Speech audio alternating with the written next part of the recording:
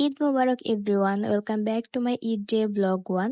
আজকে আমি আর আমার ফ্রেন্ড মিলে বিকেলে চিলক্সে যাই। আমাদের অনেক আগে থেকে প্ল্যান ছিল। ও বলছিল ও নাগার ড্রামস খাবে, বাট আজকের নাগাটাই সবচেয়ে কম স্পাইসি ছিল। যেহেতু আমরা স্কুল ফ্রেন্ড, ভাইরে ভাই, ও এত কথা বলে মানে বলার শেষ নাই। ও বলতেই থাকে এই পুরোটা খাবার খাইছি আর ওর সব কাহিনী শুনছি।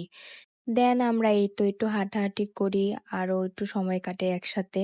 তারপর ও চলে যায় আর আমি চলে আসি কেএফসি-তে। খাবার অর্ডার দিয়ে বসে থাকি। এই দেখো গাইস, আমার রিংটা সুন্দর না? তারপরে এই দেখো আমার সালামি, তোমরা চাইলে আমাকে দিতে পারো। এর মাঝে খাবার চলে আসে আমাদের। তারপরে এই তো আমি খাবার এনজয় করতেছিলাম। কেএফসির খাবার অ্যাজ অলওয়েজ মজা হয়, আমরা সবাই জানি।